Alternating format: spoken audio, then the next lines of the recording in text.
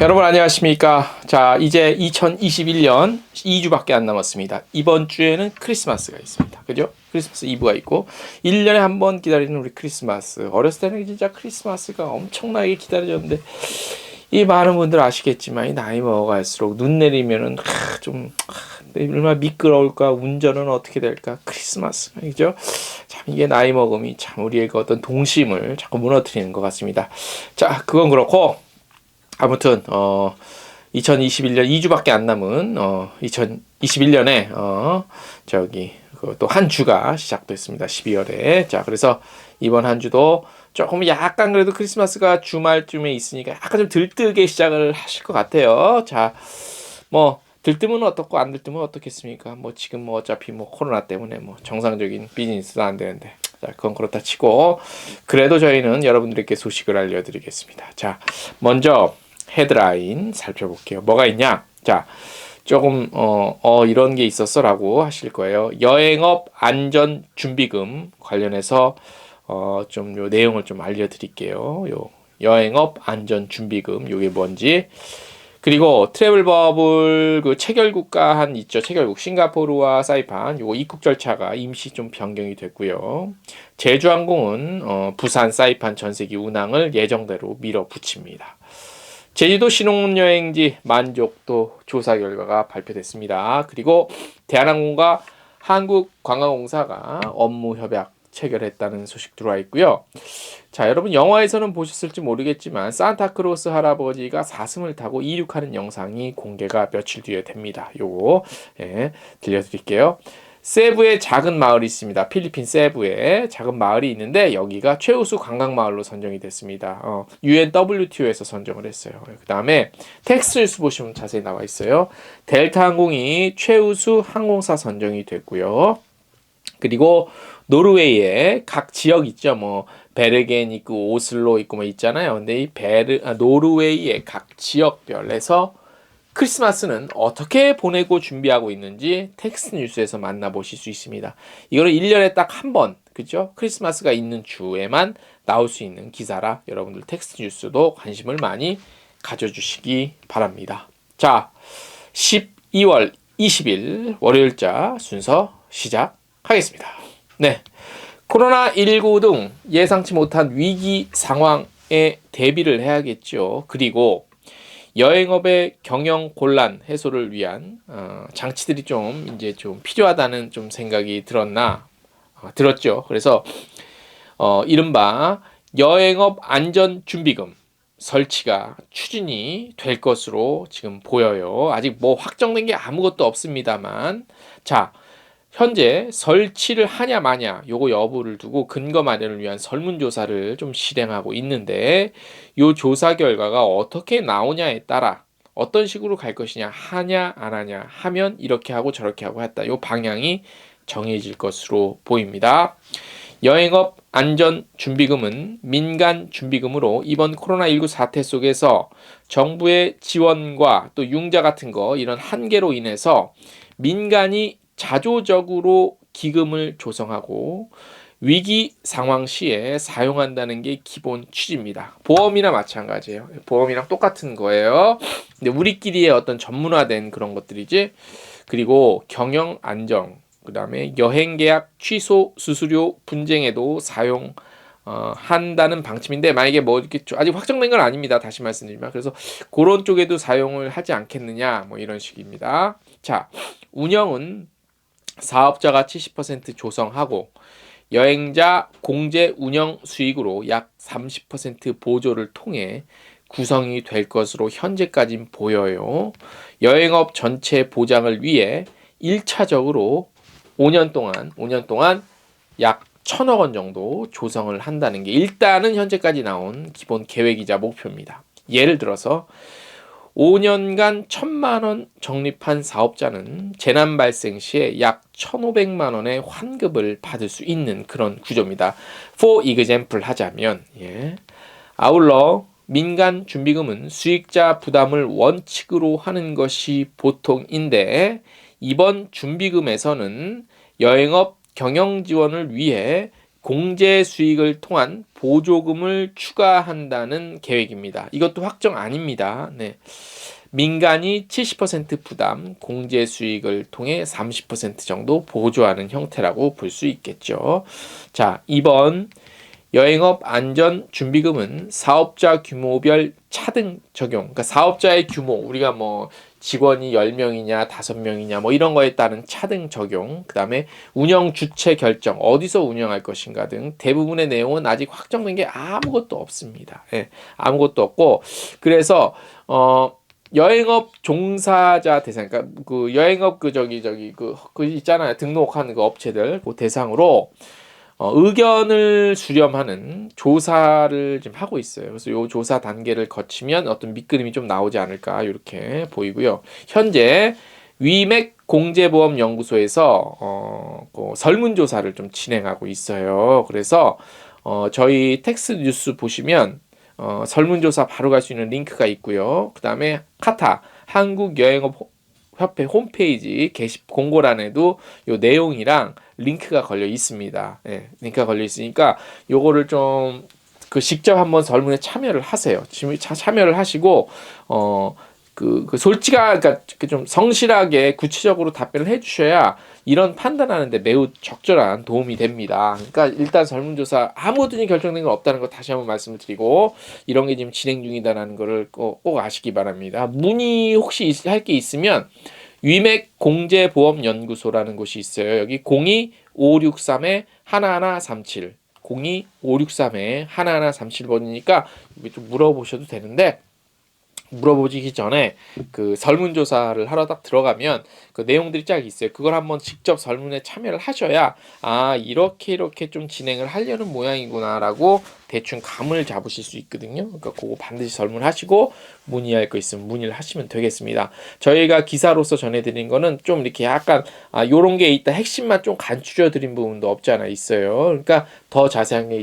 궁금하시다 그러면 직접 설문 참여하시기를 부탁을 제가 좀 드리겠습니다. 네.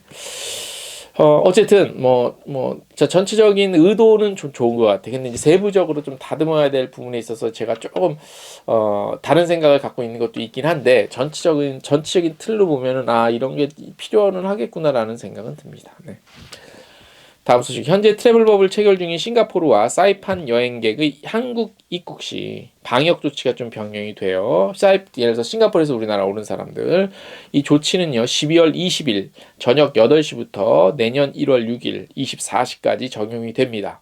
어떻게 되냐면, 현재 한국 입국 시에 기존과 동일하게 격리 면제를 유지는 하되 PCR 그 요건이 좀 강화되는데, 기존에는 항공기 탑승일 기준 72시간 전에 발급된 PCR 음성 확인서가 이제는 항공기 탑승일 기준 48시간 전 검사 조건으로 바뀌어요. 그리고 한국 입국 시에 기존에는 입국 1일차, 그 다음에 6일에서 7일차 PCR 검사를 시행했는데, 당분간은 입국 1일차, 그리고 6일에서 7일차 PCR 검사 하시고, 또 입국 3일차, 그리고 입국 5일차에 자가진단 키트를 통해서 검사를 시행해야 됩니다.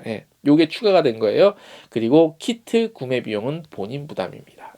그리고 만약에 양성 반응이 나오면 보건소에 신고하고 PCR 검사를 시행해야 합니다. 이렇게 좀 참고하시고요. 인바운드 하시는 분들 참고하시기 바랍니다. 그 외 사항은 기존 조치가 그대로 유지가 됩니다. 자, 세 번째 소식. 제주항공이 부산과 사이판 노선의 전세기 운항을 시작합니다. 지난해 3월 그 부산 사이판 정기편 운항 마지막으로 중단한 지 1년 9개월 만입니다. 자, 언제부터 하냐? 12월 29일부터 내년 1월 19일까지 총 8회 4번 왕복이죠. 부산 사이판 주 1회 수요일 일정으로 김해에서 오전 8시 출발합니다. 그리고 돌아오는 목표는 있습니다. 이건 텍스트 참고하시고, 이번 부산 사이판 노선 전세기는 지난 6월 체결된 트래블버블 시행의 합의에 따라 단체 여행 프로그램 운영 항공사로 선정 운항되는 상품이라고 할 수 있죠. 트래블버블 프로그램의 경우 여행 기간 방역 안전을 확보하기 위해서 지정된 여행사 통해서만 허용이 되죠. 한국 귀국하면 10일 자가격리는 면제가 일단 됩니다.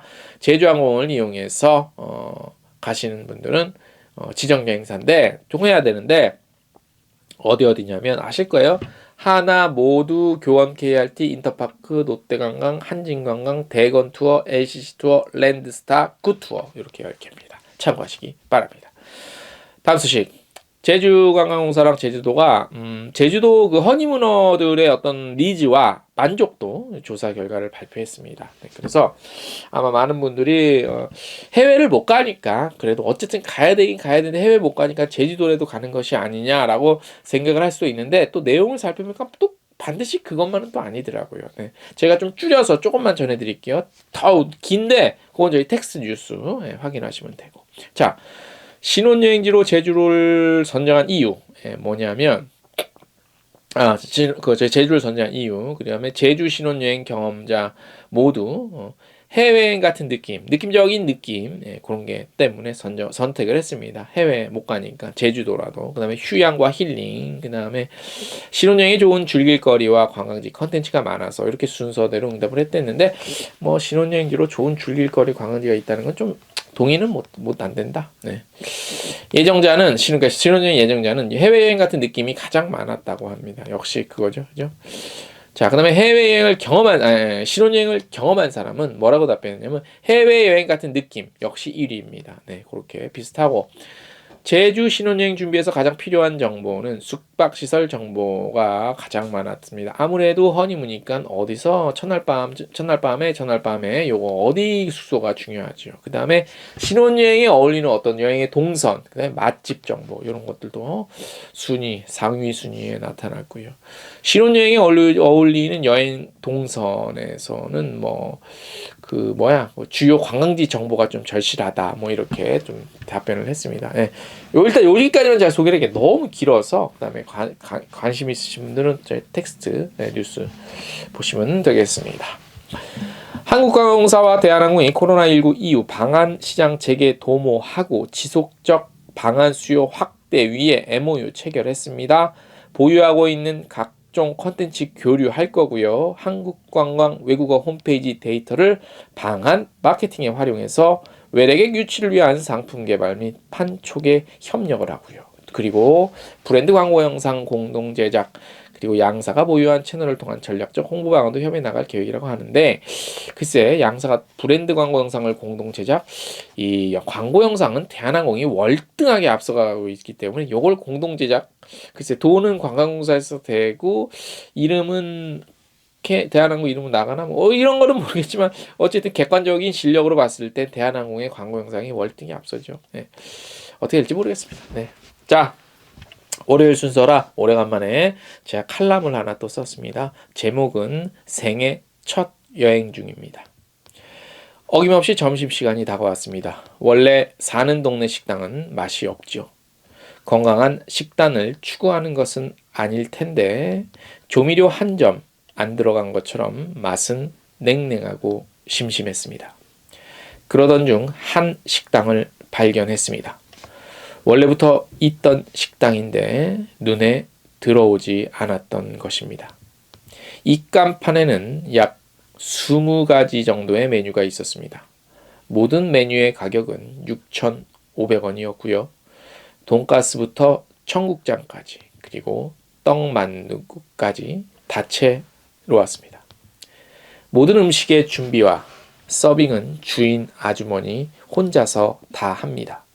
셰프이자 직원이며 대표이자 서빙 요원입니다. 지지고 볶는 메뉴도 5분이면 먹을 수 있고 비빔밥은 주문과 동시에 흡입 가능합니다. 주인 아주머니의 장사 센스와 서빙 속도, 고객 응대까지 모든 것이 빠르고 민첩합니다. 한두 해 음식 장사한 사람은 아닙니다. 못해도 20년 이상은 좋게 넘어 보입니다. 특이한 메뉴도 있습니다. 우리식 표현으로 계란 후라이입니다. 1,000원이면 계란 후라이 2개를 줍니다. 먹어본 적은 없습니다. 하지만 언젠가 한 번은 주문해 볼 참입니다. 반숙의 정도와 완숙의 정도 측정을 통해 주인 아주머니의 진짜 요리 실력을 가늠해 보기 위함입니다. 그렇게 그 식당의 출입은 잦아졌습니다. 그래봐야 고작 2주일에 2번 정도며 지금까지 총 20회가 조금 넘습니다. 아직 그 동네에 갈 일은 반년 이상 남았으니 50회 이상은 넘을 것으로 보입니다. 그날도 그 식당을 어김없이 찾아갔습니다. 날씨 탓인지 멀리서도 창문에 습기가 가득했지만 그날따라 실내가 훤히 들여다 보였습니다. 창문으로 다가가 안을 보니 손님은 한 명도 없고 문은 잠겨 있고 문에는 이런 문구를 담은 쪽지가 걸려 있었습니다. 20일부터 영업합니다. 생애 첫 여행 중. 순간 막막한 기분이 들었습니다. 그나마 음식 맛이 가장 좋은 식당인데 다른 곳을 찾으려니 막막했습니다. 돌아서 10여 미터를 걷고 있는데 생애 첫 여행 중이라는 글씨가 뇌를 자극합니다. 여행이라는 단어는 마음으로 먼저 읽히는데 그날따라 생애 첫 여행 중이라는 문구는 머릿속 뇌를 먼저 자극하고 있었습니다. 이유는 모르겠습니다. 어느새 식당 유리문에 걸린 그 쪽지를 사진으로 찍고 있었고 하는 수 없이 다른 식당에서 끼니를 해결했습니다. 예상대로 마음으로 그 문구가 옮겨져 갔습니다. 계속해서 마음속 울림을 주고 있습니다. 웬만하면 임시 휴업 정도로 알릴 수 있었을 텐데 굳이 생애 첫 여행 중이라 써붙인 이유가 있을 것 같습니다. 주인장의 생애 첫 여행지는 과연 어디일까? 생각과 추측이 꼬리를 물고 이어졌습니다. 코로나 팬데믹으로 해외여행은 불편하니 분명 해외는 아닐 테고 국내 여행이라면 대단한 것도 아닌데 생애 첫 여행 중이라니 뭔가 설득력 없는 추측이자 예상입니다. 아니죠. 해외 사는 자식들을 찾아갈 수도 있는 것이고 아니면 온갖 불편함을 감수하고 해외여행을 간 것일 수도 있습니다. 식당 문을 닫는 기간이 꽤 긴 걸 생각하면 충분히 그럴 수도 있습니다. 주인장의 생애 첫 여행지는 어디일까요? 단골 손님이라면 대놓고 물어볼 테지만 그렇지도 않아서 물어보기도 애매합니다. 며칠 후면 식당 문이 열립니다. 생애 첫 여행을 간다고 알릴 만큼 의미 있는 여행지는 과연 어디일까요? 정말 생애 첫 여행이었을까요? 여행사를 통했다면 어디였을까요? 누군가의 생애 첫 여행을 책임진 여행지. 그리고 그 여행사는 어디일까요? 같이 간 사람은 누구일까요? 혼자일까요? 둘일까요? 둘이라면 부부일까요? 자식일까요? 물음표만 가득합니다. 그녀의 생애 첫 여행지. 여전히 저의 마음을 울리고 있습니다. 오늘 순서 여기까지입니다.